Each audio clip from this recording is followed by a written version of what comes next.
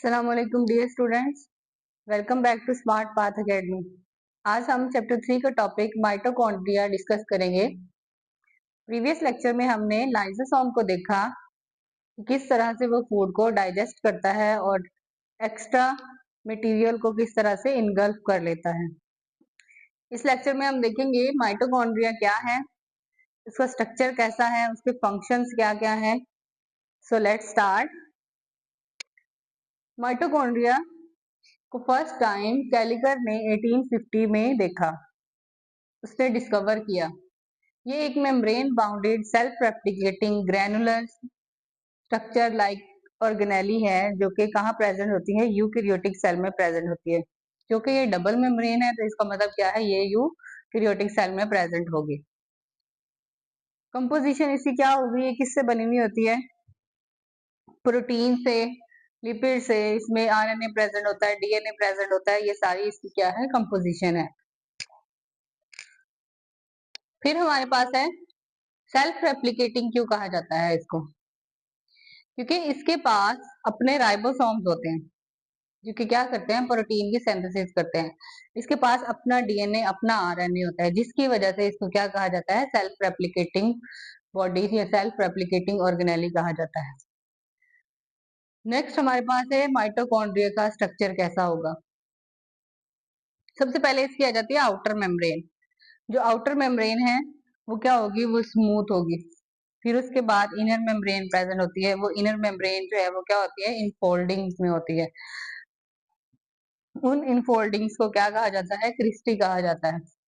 ये क्या करती है, ये सरफेस एरिया प्रोवाइड करती है ताकि यहाँ पे सेलुलर रेस्पिरेशन इजीली परफॉर्म हो सके।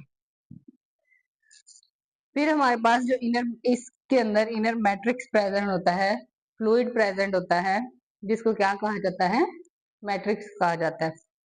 ये किसका स्ट्रक्चर है, माइटोकॉन्ड्रिया का। आउटर मेम्ब्रेन, इनर मेम्ब्रेन, ये जो होल्स हैं इनको क्या कहा जाता है, क्रिस्टी कहा जाता है। ये ग्रीन कलर में डीएनए प्रेजेंट है इसमें, और ये डॉट जो है ये राइबोसोम्स प्रेजेंट है।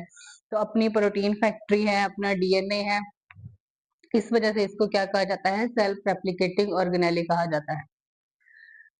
फिर ये इसके जो राइबोसोम्स हैं वो किसके साथ सिमिलैरिटी शो करते हैं, माइटोकॉन्ड्रिया के जो राइबोसोम्स हैं वो किसके साथ सिमिलैरिटी शो करते हैं, वो प्रोकैरियोटिक सेल में जो राइबोसोम्स प्रेजेंट होते हैं उनके साथ सिमिलैरिटी शो करते हैं as compare to eukaryotic cell of ribosome.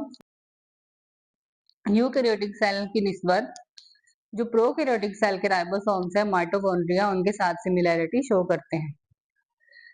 फिर माइटोकॉन्ड्रिया का फंक्शन क्या है, इसको power house of the cell कहा जाता है। पावर हाउस का क्या मतलब होता है कि ये एनर्जी की प्रोडक्शन करता है। किस तरह से एनर्जी की प्रोडक्शन करता है कि ये एरोबिक रेस्पिरेशन परफॉर्म करता है, जिसमें क्या होता है कि in the presence of oxygen, oxygen को यूज करते हुए ग्लूकोज की ब्रेकडाउन होती है।